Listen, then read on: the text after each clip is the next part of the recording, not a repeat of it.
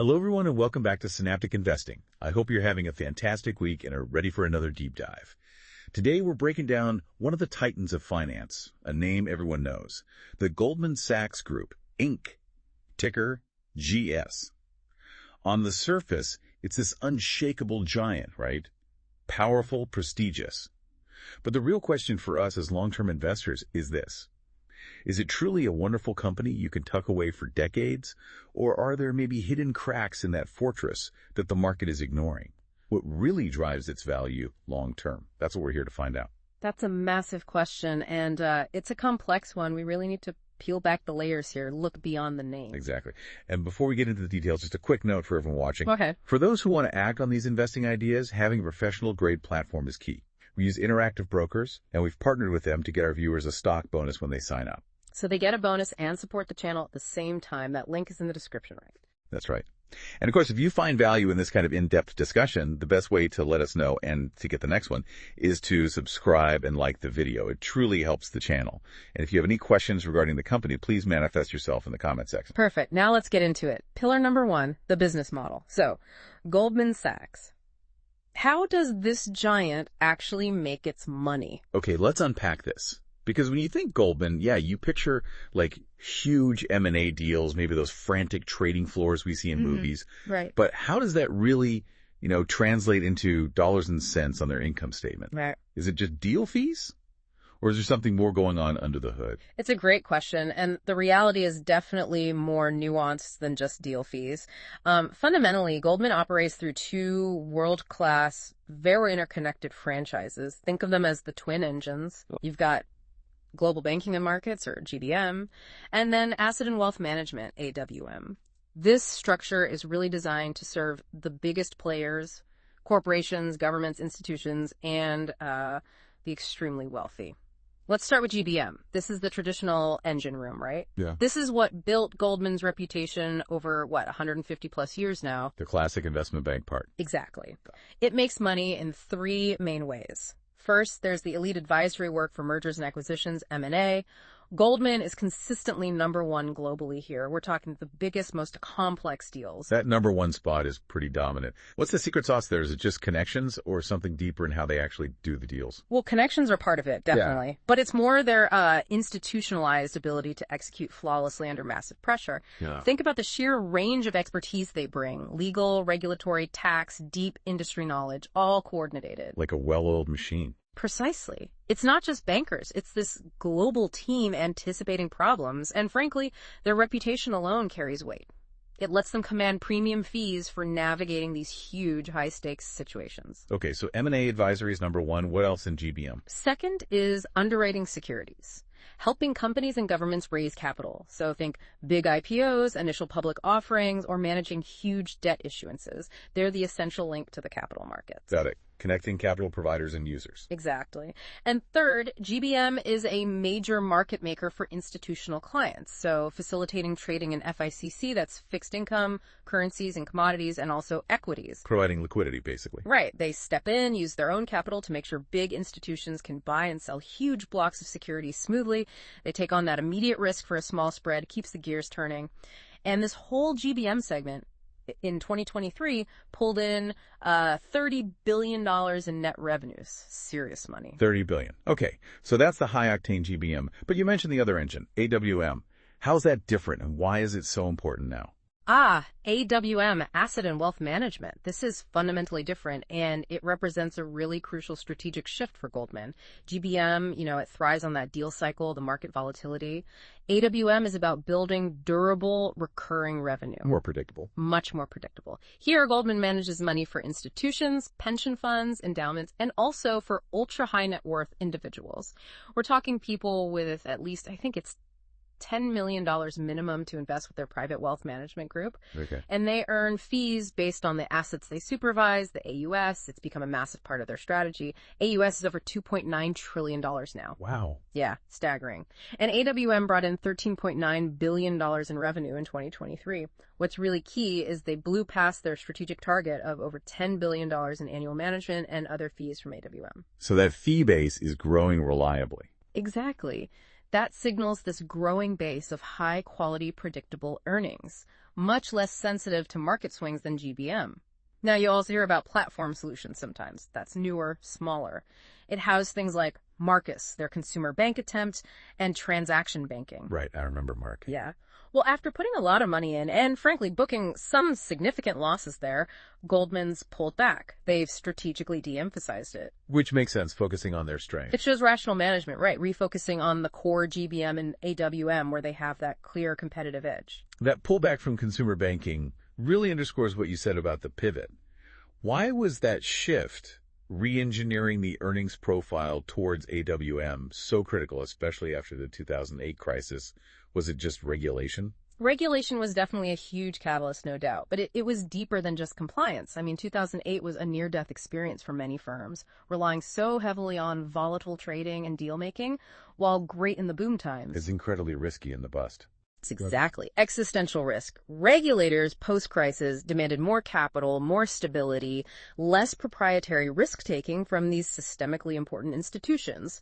So growing AWM with its stable fee-based income was a direct response. De-risking the whole enterprise. Precisely. De-risking, building a more robust business model. And, the market tends to reward that stability.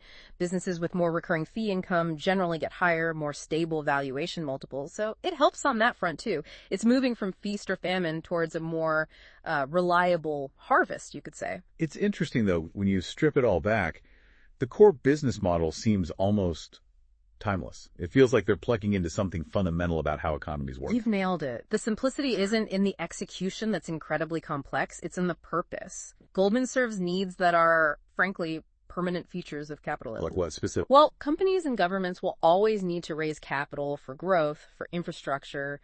They'll always engage in strategic deals, mergers, acquisitions, divestitures.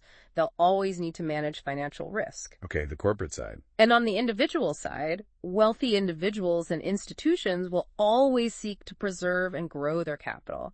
They need expert advice navigating investments, taxes, estate planning. These aren't fads, they're bedrock economic activities. So as long as the global economy grows and gets more complex, there's demand for Goldman services. Yeah. Exactly. And, basic human behavior is a tailwind too. Corporate ambition, the drive for growth, the need for trusted guidance when billions are on the line. These things aren't going away. It's not a business that's going to be disrupted by the next social media trend. Not at all. It's woven into the fabric of global capitalism, which brings us neatly to their economic moat. Right, the competitive advantage. What is it, really? Yeah, it's not just one thing. It's this powerful, self-reinforcing mix of intangible assets, primarily the brand, and really strong network effects. Let's talk brand first. The Goldman Sachs name itself. I mean, for 150 plus years, it's become synonymous with excellence, rigor, exclusivity in finance. It definitely carries weight. Huge weight. It acts like this incredibly powerful magnet, attracting two critical things simultaneously. The absolute top talent, the smartest, most ambitious people want to work there. And the most sophisticated clients with the biggest problems. Exactly. The biggest deals, the most complex advisory needs. And Goldman knows it. One of their own business principles says something like, our assets are our people, capital, and reputation. If any of these is ever diminished, the last is the most difficult to restore. Wow, they put reputation last as the hardest to fix. Tells you how central it is. And this brand power fuels a virtuous network effect. It's a cycle. How does that work? Okay, so elite talent comes because they get to work on the biggest, most complex deals. Working on those deals lets them deliver superior results for clients. Superior results enhance the brand's prestige. Enhanced prestige attracts even more elite clients. On big deals, more profits. Which allows them to recruit and retain the next wave of top talent. And the cycle repeats, getting stronger. It's incredibly hard for anyone else to break into that loop. That makes sense conceptually. Can you give us a concrete example, like a deal where you could really see that moat shutting out competitors? Sure. Think about Goldman advising Informatica on its, roughly $8 billion sale to Salesforce. A deal like that. Yep. It's not just running numbers. No kidding. You need a global team, deep tech sector knowledge, the ability to navigate complex regulations in multiple countries, which can easily kill a deal. And crucially, you need the credibility, the trust to get the CEOs of two massive companies across the finish line. Smaller firms just can't play at that level. They really can't. Boutique firms, even smaller bulge bracket banks, They often lack the global reach, the depth of talent, or frankly, the reputational clout to even be seriously considered for a mandate like that. That's the moat in action, locking out competition from the most lucrative deals. And what's really fascinating, it looks like this moat might actually be getting wider, not just staying the same. Wider? How so? Well, there's strong evidence. Morningstar, the independent research firm, they actually upgraded Goldman's economic moat rating from narrow to wide just recently, Q2 2025. That's a pretty big statement. Okay, why do they do that? What's driving the widening? They pointed to two main things. First, the whole industry is consolidating around just a handful of elite global players. Only firms like Goldman have the scale, the network, the expertise to handle the truly massive cross-border deals consistently. Fewer players at the very top. Right. And second, the regulatory changes post-2008, combined with Goldman's own strategic shift towards more stable businesses like AWM, have actually made the overall business model less risky, more resilient. So Morningstar sees a stronger, more durable competitive advantage now.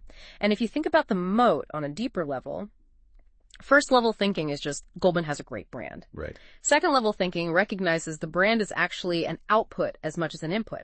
Their obsessive focus on hiring the very best person for every job creates this incredible intellectual capital. A talent pool. Yeah. That talent delivers the market-leading results, like being number one in M&A year after year.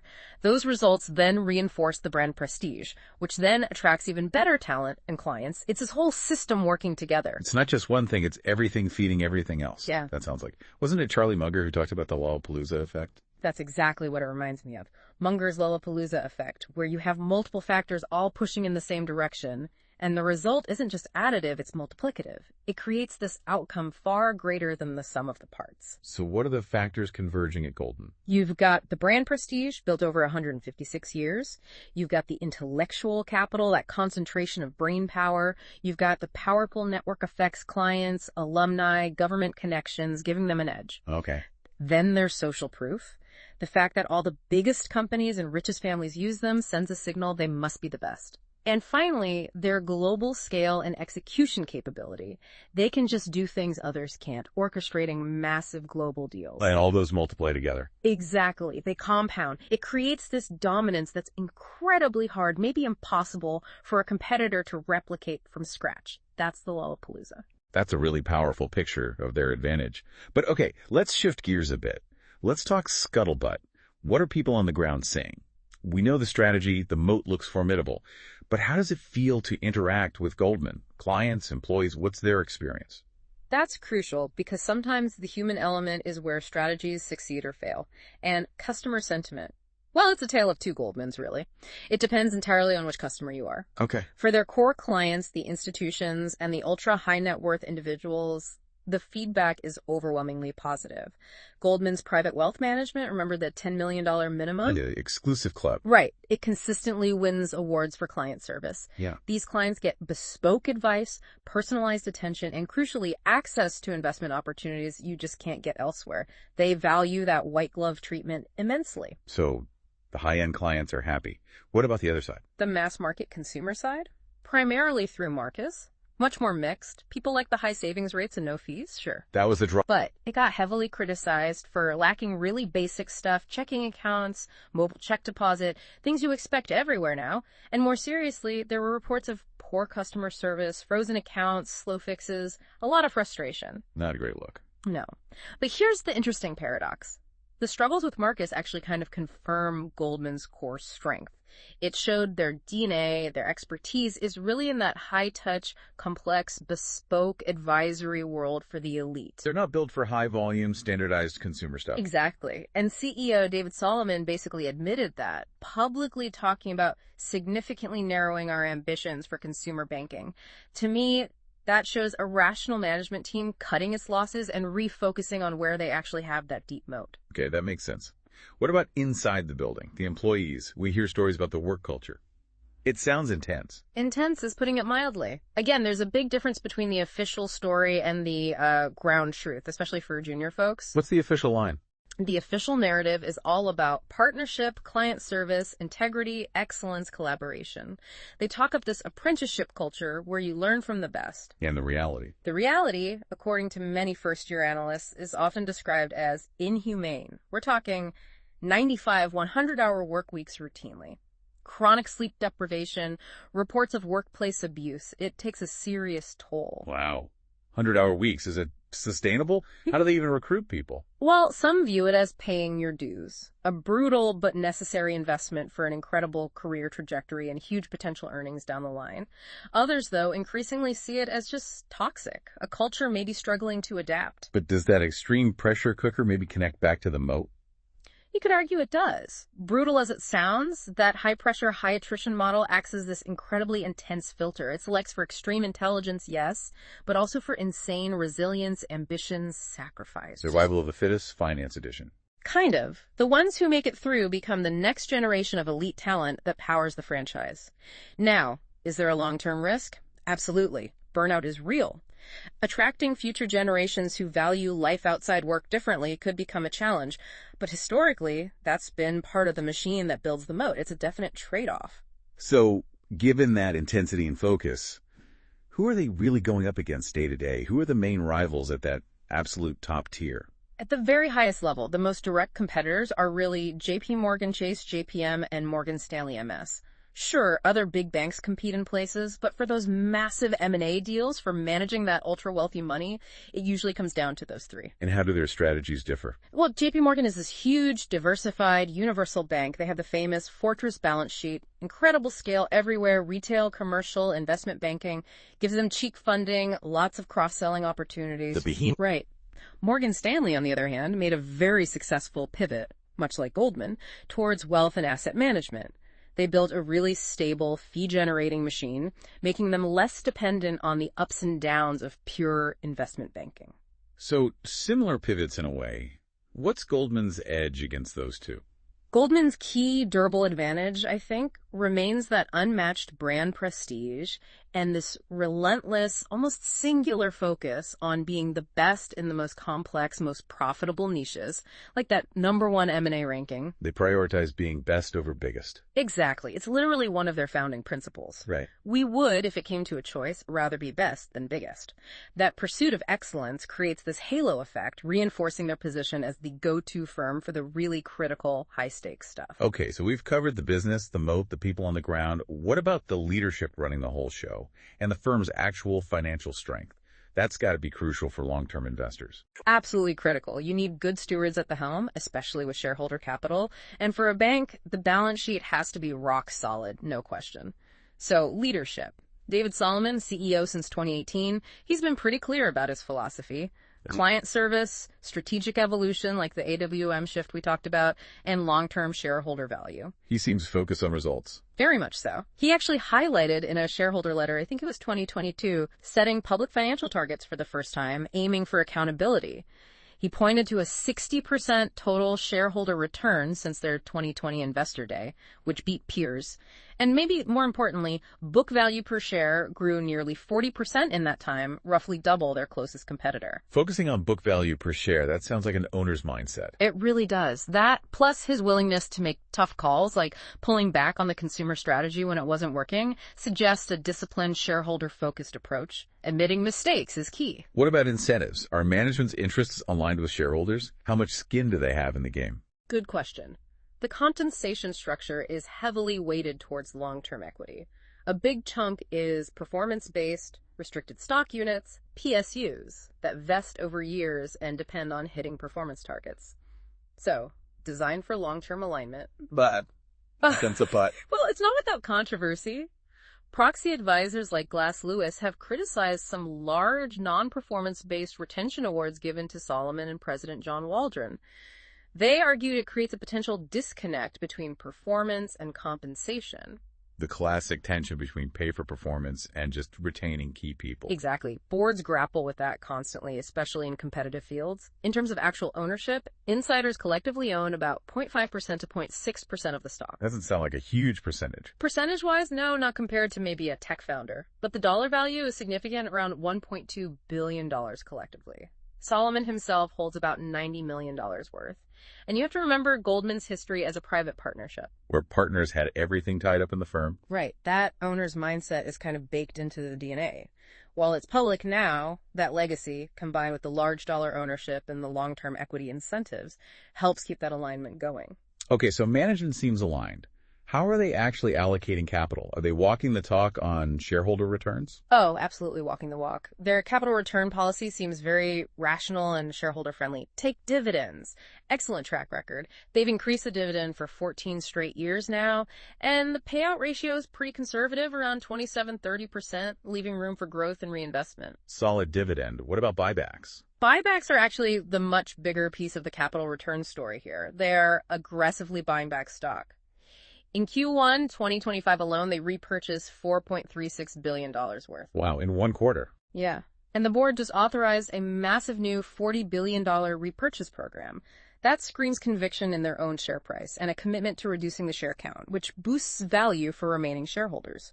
Just look at the recent numbers. Q1 2025, $4.36 billion bought back at an average price around $610, plus nearly $1 billion in dividends. Q2 2025, another $3 billion bought back around $564, plus almost another $1 billion in dividends. Billions returned every quarter. Consistently. It's a textbook owner-oriented approach. Growing dividend, huge opportunistic buybacks, funding growth like AWM, and cutting bait on things like Marcus that didn't work. Very irrational. This raises a really important point then. How do we properly measure the financial strength of a bank like Goldman? Because my gut says the usual metrics I look at for, say, a manufacturing company, ROIC, free cash flow, they might be totally wrong here. Your gut is absolutely right. Applying standard industrial metrics to a bank is, frankly, dangerous. It can lead you way off track. You need to use the metrics that regulators and sophisticated bank analysts focus on. Okay, so what should we be looking at?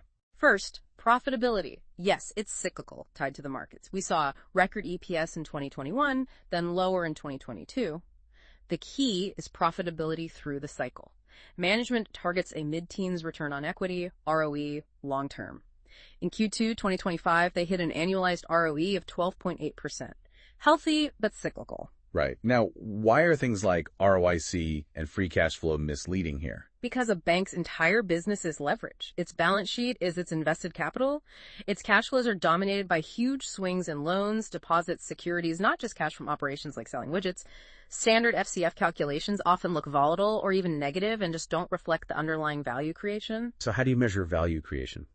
Growth in book value per share, plus the cash return via dividends and buybacks. That's the real measure for a bank. Okay, and what about debt ratios like debt to EBITDA? Totally irrelevant for a bank. Debt is their business, both asset and liability. The absolute key measure for a bank's safety, its solvency, is the Common Equity Tier 1 ratio, or CET1. CET1. Define that for us. It's a regulatory measure. It compares the bank's highest quality, most loss-absorbing capital, basically, common equity against its risk-weighted assets. Think of it as a buffer against losses. And how does Goldman look on CET1? Very strong. At the end of Q2 2025, their standardized CET1 ratio was 14.5%. The regulatory minimum is way down at 4.5%. That's a huge cushion. A huge cushion. It shows they can withstand a severe downturn, which is consistently confirmed by how well they do in the Fed's annual stress tests. It's the single most important measure of balance sheet strength. And here's the second level insight. If you just ran a standard stock screen using industrial metrics, you'd throw Goldman out immediately. The debt looks weird, FCF looks weird. A first-level mistake. Exactly. Second-level thinking means understanding the right metrics for the industry. For Bank Fortress, you look at profitability through return on tangible common equity, ROTCE, which strips out goodwill, etc., and solvency through the CET1 ratio. Goldman scores well on both. That shows the underlying resilience. That 14.5% CET1 really does paint a picture of strength. It's fascinating how different those metrics are. If those are the real health indicators, what else might the market be missing or misunderstanding about Goldman's valuation right now? What is the market thinking, and what are the risks and opportunities ahead? Yeah, that's where it gets interesting, connecting the fundamentals to the market price. Historically, the market has always treated Goldman like a high-quality cyclical. Its PE ratio swings wildly based on sentiment about the economy and deal markets. Right, I see that. Low PE when things are great, high PE when things look grim. Exactly. Over the last decade, the PE's been as low as, 6 times in late 2021 perceived peak earnings, and as high as almost 28 times in late 2017 during a slump. The 10-year average is around 12.3x. Right now, mid-2025, it's trading in the 16-17x range. So above its historical average right now. Definitely. The market logic for cyclicals is often counterintuitive: buy low PEs at the peak. No. Sell low PEs at the peak, maybe buy higher PEs in the trough, anticipating recovery. The market's always trying to look ahead. So for a business like this, how do you think about margin of safety? It's not just finding a low PE number. No, absolutely not. For a quality cyclical like Goldman, margin of safety comes from buying during periods of maximum pessimism, when the price gets disconnected from any reasonable estimate of long-term intrinsic value. What triggers that kind of pessimism? Could be a few things. A market-wide panic, think 2008, March 2020, where everything gets sold off, or a company-specific but temporary issue. Maybe a really prolonged M&A drought, everyone saying investment banking is dead, or just a valuation disconnect, the stock trading near tangible book value, which basically implies the market thinks their incredible franchises are worth nothing. That really highlights the old saying, price is what you pay, value is what you get. Goldman seems like a prime example. Your entry point dictates your return. Totally. If you saw the quality in 2021 but paid over $400 a share, even though the PE looked low at 6x peak earnings, your returns probably haven't been great. But if you bought in late 2018 around $170, maybe a 6.5x PE on trough earnings, you've done exceptionally well. Quality matters, but price paid determines the outcome. Looking forward, what's the main engine for growth? Where does Goldman go from here? I think the primary growth engine is essentially monetizing increasing global complexity. Think about transformative tech like AI. It's going to require massive capital investment, trigger waves of consolidation, M&A, capital raising across almost every industry. And Goldman is positioned to advise on all that. Uniquely positioned. As the premier advisor, they guide companies and investors through these huge shifts. Their growth is really tied to their ability to advise on and finance these defining economic and technological trends. They navigate complexity. Okay, but what could permanently break this company? What are the real long-term impairment risks? Despite the strengths, there are absolutely risks that could cause permanent damage. 3 big ones come to mind. First, catastrophic reputational damage. Their brand, that trust, is everything. A future scandal, way worse than 1MDB, that truly breaks trust with their core institutional clients. That could be fatal. Hard to recover from that. Very hard. Second, adverse structural regulation. Imagine a political shift leading to forced breakups of too-big-to-fail firms, or rules that severely cap profits on advisory or market making. That could fundamentally cripple the business model, regardless of how well they run it. Political risk is always there. Always. And third, the big one perhaps, technological disruption. Right now, AI looks like a growth driver, but the non-zero risk is that advanced AI eventually commoditizes the high-end advice that's currently Goldman's core advantage. If AI could do the analysis and strategy cheaper and better, then the value of Goldman's human intellectual capital plummets. Margins get crushed. The moat erodes. It's a long-term risk, but a real one. Okay, those are the big risks. What about potential positive catalysts in the shorter term, say the next 1 to 5 years? 2 main ones stand out. First, simply a sustained cyclical rebound in capital markets. We're seeing signs M&A and IPOs are picking up after a slump. A full-blown cyclical upswing would be a huge tailwind for the core GBM business. The rising tide lifts the investment banking boat. Exactly. Second, potentially a valuation re-rating driven by AWM growth. As that stable, high-margin AWM business becomes a bigger and bigger piece of the pie, the market might start valuing Goldman less like a pure cyclical investment bank and more like a high-quality asset manager. Giving it a higher, more stable multiple overall. Right. That could unlock significant value even without a massive investment banking boom, just by recognizing the improved quality and durability of the earnings stream. That leads perfectly into our second-level thinking question. Given all this, what do you think the market is really missing or maybe underappreciating when it looks at Goldman Sachs today? Yeah, this is key. The general Wall Street consensus seems to be moderate buy or hold. The narrative is mostly about Goldman being a cyclical play on M&A IPO recovery. Bulls focus on that near-term upside, bears focus on expense pressures or the consumer wind-down costs. It's very focused on the next few quarters, the cycle. A short-term view. Pretty much. Our deeper dive suggests the potentially contrarian view. While the market sees cyclicality, we see a structurally improving business whose intrinsic quality is actually increasing. Because of the AWM shift. Primarily. The market seems to be underappreciating the long-term impact of growing that AWM segment. It's fundamentally changing the earnings mix toward more durable, recurring, fee-based revenues. This should make their earnings through the cycle both higher and less volatile than they've been historically. So the market might be undervaluing the quality and durability of future earnings. That's the argument. Focusing too much on the quantity of the next few quarters' cyclical earnings and missing the underlying improvement in the quality of the whole enterprise. It's a fundamental shift in the business mix that long-term investors should really care about. Okay, let's try to synthesize all of this. For you listening, what's the one-pager bull case? Why might you consider owning Goldman Sachs for the long haul? The bull case boils down to 4 main points, I think. 1, widening economic moat.